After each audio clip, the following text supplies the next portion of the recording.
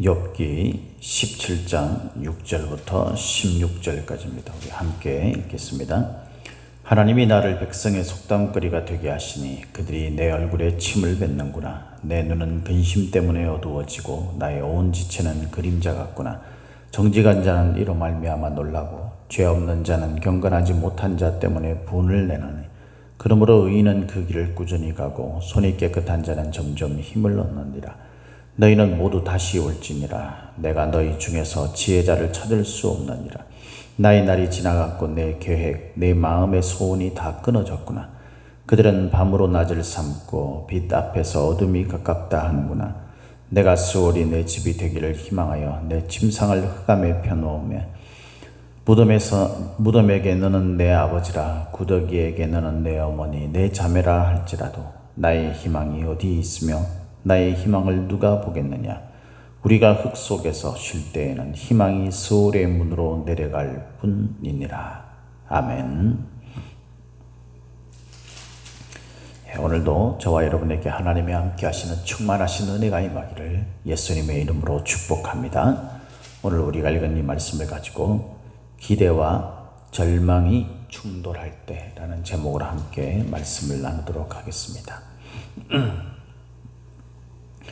오늘 우리가 읽은 이 본문 말씀에 욥은 혼란과 또 낙담 그리고 하나님을 향한 간절함, 하나님이 어떻게 해주시지 않을까라는 그런 기대, 이런 것들이 막 어우러져서 그 마음이 아주 혼란스럽고 아주 복잡합니다.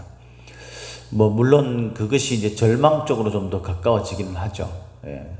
살다 보면은 여러 가지 일들을 이제 경험하게 되고 그 일이 지속적으로 우리가 고통스러운 일이라면 기대를 거는 것보다는 오히려 절망 쪽에 가깝지 않겠습니까? 그래서 사람이 어려운 가운데서도 계속 긍정적인 이야기를 듣고 긍정적인 반응을 보면서 그렇게 크는 사람은 자존감도 높고 또 그에 따라서 앞으로 어떤 일들을 해나갈 창의적이고 또 진취적인 그런 부분들도 많이 그 성격 형성이나 이런 면에 도움이 된다고 그러죠. 그런데 계속 조금의 희망이 보여도 부정적인 이야기를 듣고 안 좋은 그런 이야기를 듣고 이런 지적당하고 이런 것들을 계속 하다 보면 이 위축되게 되고 그래서 하고자 하는 그런 일에 대해서도 꽉 막히게 됩니다. 저도 이제 종종 그런 것들을 어렸을 때부터 경험을 해왔는데 마음이 성격 자체가 굉장히 외향적이고 적극적인 이런 성격을 가지고 있는 사람이 있잖아요. 이런 사람들은 어떤 주변에 부정적인 이야기를 들어도 또 본인 멋에 또 이렇게 힘을 내서 살 수 있는데 저 같은 사람, 성격이 또 소심하고 또 이런 사람들은 이제 좋은 이야기를 칭찬을 해주면 내가 더 이게 하고자 하는 마음도 일어나게 되고 또 그에 따라서 창의적인 생각이나 이런 것들도 많이 또 발휘가 되죠.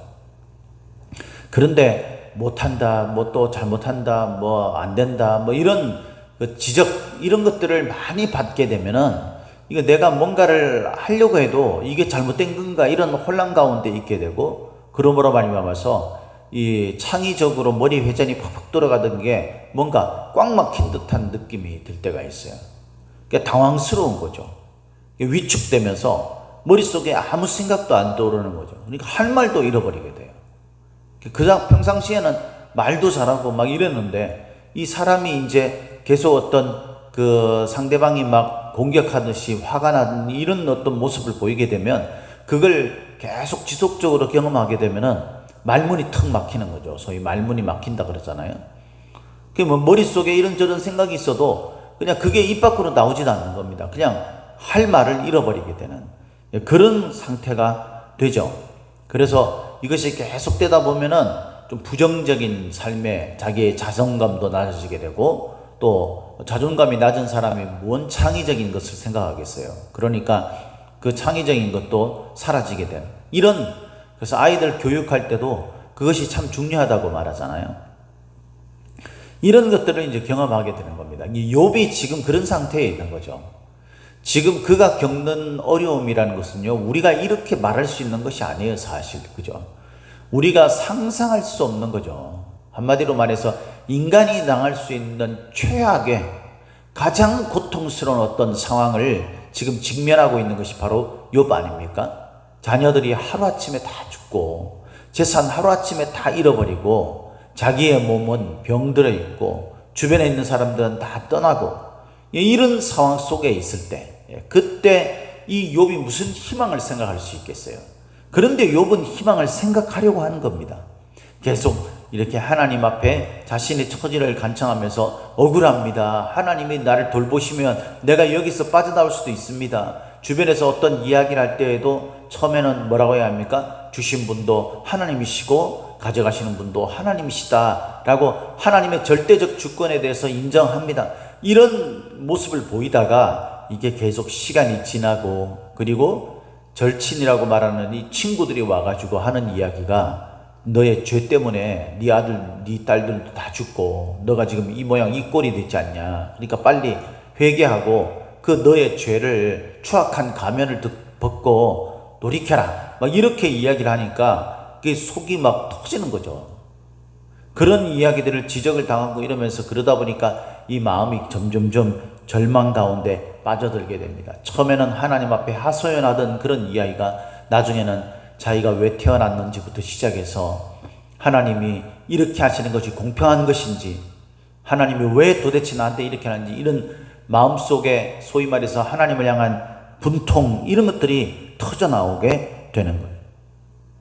오늘 본문에도 그런 이야기를 하고 있습니다.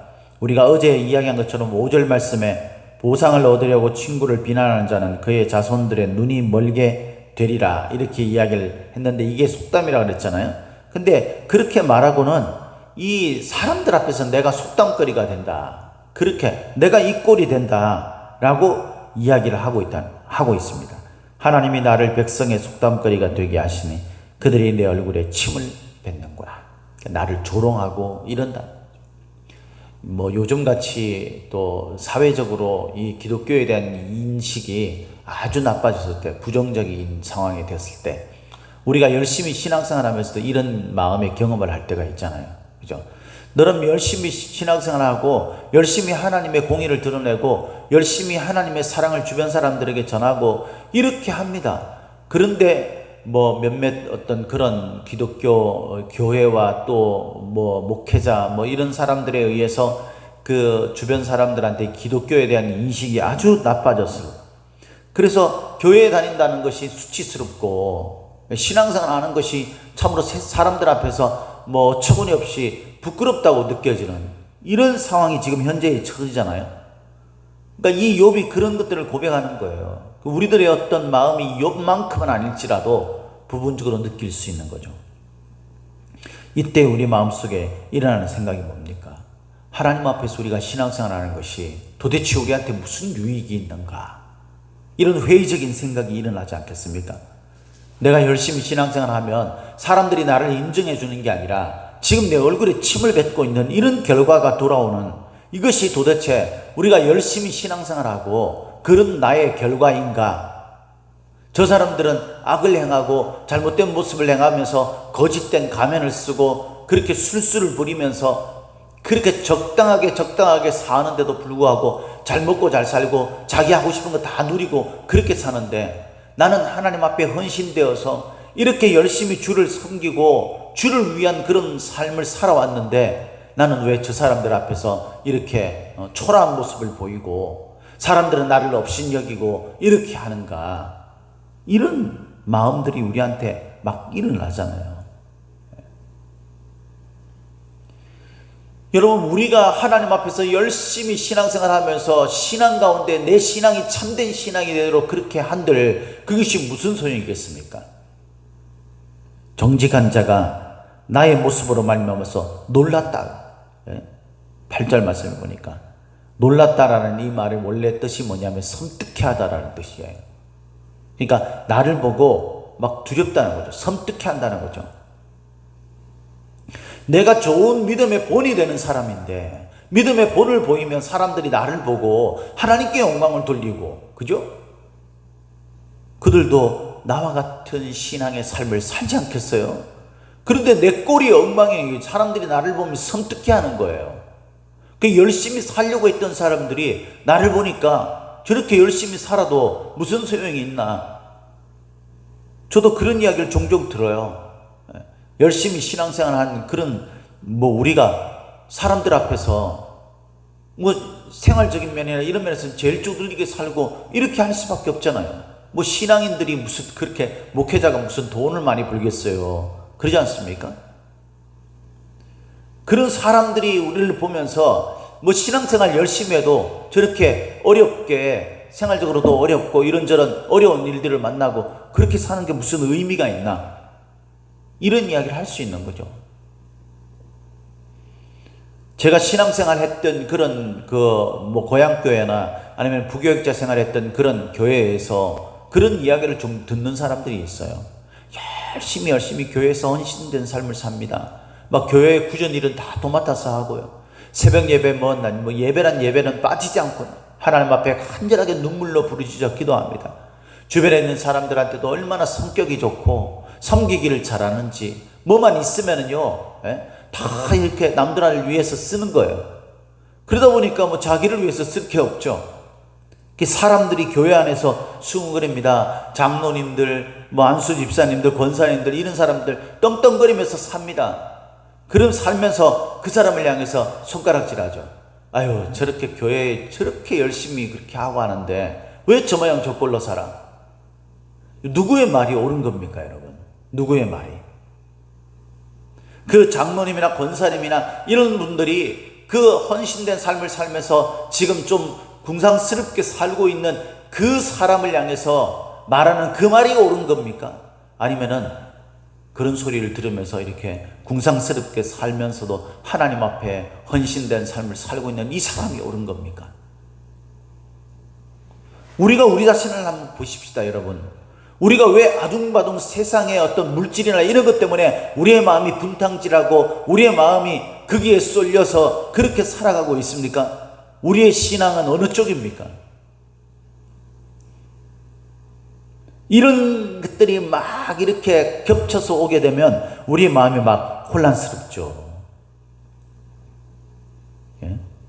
그래서 여러분, 이 욥이 그렇게 말하지 않습니까? 내가 정말 이 열심히 낮을 위해서 살고 또 그렇게 했지만 결국 내 앞에는 이렇게 어두움이 가깝게 되어 있는 거예요. 그러면서 13절에 절망적인 말을 쏟아냅니다. 스올이 내 집이 되기를 힘하여 내 침상을 흑암에 팽어. 무덤에게 너는 내 아버지고 구더기에게 너는 내 어머니 내 자매라 할지라. 이게 뭡니까? 이 절망적인 나의 인생이라는 거예요. 내 처지, 내 꼴이 지금 그렇다는 거예요. 지옥 같다는 거죠. 너무나 초라하고 볼품없고 그렇다는 거예요. 그러면서 15절에 이렇게 말합니다. 나의 희망이 어디 있으며 나의 희망을 누가 보겠느냐. 내가 희망을 삼고 뭔가를 해보려고 해도 도대체 나의 희망이 어디에 있냐 이 말이죠. 사람들이 나를 보면 내게서 희망을 찾겠어요? 나의 희망이 하나님에게 있느냐 세상에게 있느냐 이런 이중적 의미이죠. 이 뒤에 있는 15절에 나의 희망을 누가 보겠느냐라는 이 말이, 이 탄식의 탄식. 내 희망은 도대체 어디 있고 내가 그렇게 열심히 살았는데 내가 지금 이런 절망적 상황 속에 있는 이 아이러니가 도대체 뭐냐, 이런 절망적인 말인 거예요. 그러면서 우리가 흙 속에서 쉴 때에는 희망이 서울의 문으로 내려갈 뿐이라. 이 서울이라는 것이 지옥을 말하는 거잖아요. 이 지옥의 문으로 내려갈 뿐이다. 그러니까 우리가 그렇게 열심히 살아도 지옥이고, 그러니까 세상에 어떤 것들을 쏟아서 그렇게 살아본들 그게 모두 지옥의 문으로 들어가는 거나 똑같다 이 말입니다. 희망이 어디에도 보이지 않는 것이 욥의 삶입니다. 욥의 삶.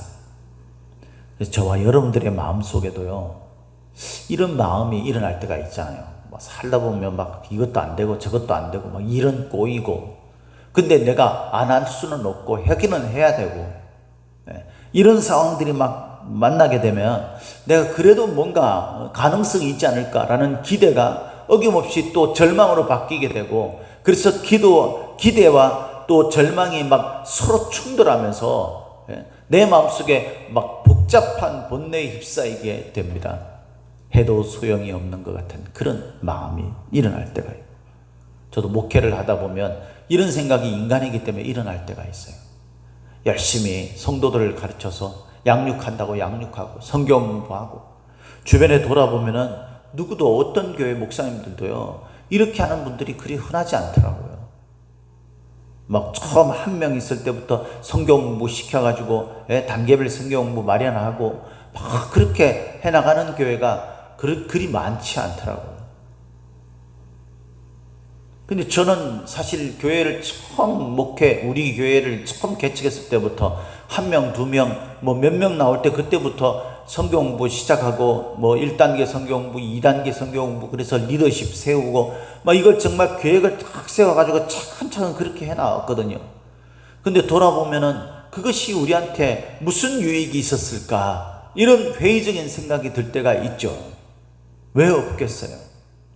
성도들의 신앙이 자랐다라고 생각될 때 보면 어김없이 무너져 있는 모습을 보게 되고 그러면 그동안 애써왔던 것들이 무슨 의미가 있나 이런 생각이 들 때가 있는 거예요. 기대했던 것들이 있고 기대했던 것들 속에 절망을 경험하게 되고 이것들이 막 이렇게 막 엎치락뒤치락 하면서요 그렇게 지금까지 왔던 것 같아요. 근데 돌아보면 있잖아요, 그렇게 했던 것들이 무의미한 그런 것이 아니었어요. 저는 그렇게 생각을 합니다. 하나님이 제 마음속에 주신 생각이 뭐냐면요, 우리가 생각하는 기대만큼은 아니지만 우리 성도들이 그런 과정들을 겪어오지 않았다면, 거쳐오지 않았다면 성도들이 지금까지만큼이라도 잘할 수 있었을까? 저는 거기에 대해서 회의적으로 생각해요. 절대 잘할 수가 없죠. 말씀을 통해서 우리가 믿음이 성장되는 거예요. 우리가 말씀을 통해서 믿음이 성장될 수밖에 없어요. 근데 이것이 없는데 어떻게 성장할 수 있겠어요? 가만히 있는데. 그건 불가능한 거예요. 하나님 그런 방법을 우리에게 주시지 않으셨어요. 그래서 지금까지 이런저런 여러 가지 우리가 힘들고 어렵고 그리고 지금 돌아보면 뭐 남는 것이 그리 많지 않아 보이는 것 같은 그런 상황일지라도 우리가 과거에 땀 흘리고 눈물 쏟으며 주의 일을 해왔고 그렇게 섬기며 씨를 뿌렸던 그 모든 것들이 결코 헛되지 않는 것이라고 저는 확신합니다. 그래도 그런 것들 때문에 지금 우리 성도들이 이나마라도 이렇게 우리 교회에서 잘할 수 있었고 직분자로 세워지게 되고 이렇게 될 수 있었던 거죠. 그래서 여러분, 우리가 이런 것들을 통해서 한 단계 한 단계 한 걸음 한 걸음 하나님을 향해서 앞으로 여전히 나가고 있는 겁니다. 우리가 기대와 절망이 엎치락뒤치락하면서 우리 마음이 혼란스러울 때 우리의 답은 사실 오늘 본문 말씀에 이 말씀 하나뿐인 거죠. 9절 말씀 같이 한 목소리 읽도록 하겠습니다. 그러므로 의인은 그 길을 꾸준히 가고 손이 깨끗한 자는 점점 힘을 얻느니라. 욥은 절망 가운데서 친구들이 자신을 향해서 쏟아내는 그런 어떤 지적, 그런 억울한 그런 것들을 받으면서 마음속에 분노가 일어나게 되고 이런 처지로 만드신 하나님을 원망하면서 그렇게 하나님 앞에 대들기도 하는 그런 마음을 가지지만 불쑥 이 말을 욥의 입을 통해서 내뱉고 있는 거예요. 욥의 마음속에 이 마음이 있는 겁니다. 그게 뭡니까? 의인은 일어나 저러나 그 길을 꾸준히 갑니다. 절대 곁길로 가지 않아요. 여러분 아셔야 돼요. 우리가 신앙생활 하면서 내가 지금 곁길로 가고 있다 그러면은 그게 잘못된 거예요. 우리가 어려운 상황을 만나고 우리가 힘든 상황을 만나고 내가 지금 고난 가운데 던져진 것이 잘못된 게 아니에요. 그게 잘못된 것이 아니라 우리가 이런저런 상황을 핑계 삼아서 곁길로 가는 것이 잘못된 거예요. 그래서 하마라티아라는 그 죄라는 그 단어 자체가 그것을 의미한다고 수도 없이 여러분들에게 말씀드렸죠. 우리가 하나님이 쏘신 그 관역을 향해서 나아가야 되는데 빗나가 버리는 그것이 죄라 그랬잖아요. 의인은요, 이런저런 일이 있어도 기대와 절망이 충돌하고 있을 때, 그때 의인이 선택하는 길은 오직 하나밖에 없는 겁니다. 그게 뭡니까? 꾸준히 그 길을 가는 거예요. 손이 깨끗한 자는 그래서 점점 힘을 오히려 얻게 되는 겁니다. 처음에 절망 가운데 빠지게 되고 낙심 가운데 떨어질 수 있어요. 그런데 그 속에서 의인이 꾸준히 그 길을 가게 되면 마침내 뭡니까? 하나님 앞에서 새 힘을 얻게 되는 겁니다. 그 힘이 어느 날 덥석 이렇게 되는 게 아니에요. 그 힘이 전혀 사라지지 않고 늘 언제나 있는 게 아니에요. 우리가 사라질 수 있어요. 넘어질 수 있어요. 주저앉을 수 있어요. 절망 가운데 낙담할 수 있어요. 그러나 여러분, 의인은 터벅터벅 그 길을 가는 거예요. 한 걸음 한 걸음, 한 계단 한 계단. 훌쩍 뛰어넘으려고 하지 마세요. 한 걸음 한 걸음 그렇게 가는 겁니다. 그렇게 가게 되면 하나님과 점점 가까이 가는 그 길을 통해서 하나님의 그 빛 되신 것이 더 구체화되어지고 더 뚜렷이 나타나게 됩니다. 그래서 우리가 점점 힘을 얻게 됩니다. 마침내 절망의 구름통이 속에서 우리가 빠져나올 수 있는 힘을 얻게 되는 거예요. 할렐루야. 사랑하는 성도 여러분, 오늘도 우리는 인생의 어려운 문제를 만날 수 있습니다. 낙담이 될 수도 있고 지금 어쩌면 절망 가운데 있을지 몰라요. 그러나 여러분, 우리가 하나님을 믿는 참된 믿음의 사람이요 성도요 의인이라면 그 길을 걸어가십시오. 여전히 한결같이. 그러면 지금 우리 마음속에 낙담이 된다 할지라도 하나님은 우리에게 힘을 점점 더하여 주실 것입니다. 이 말씀 붙들고 오늘도 기대와 절망이 충돌할 때에 우리가 하나님을 향해 한 걸음 더 나아가는, 그래서 하나님으로부터 힘을 얻는 저와 여러분들이 다 되시기를 예수님의 이름으로 축복합니다. 축복합니다. 기도하시겠습니다. 하나님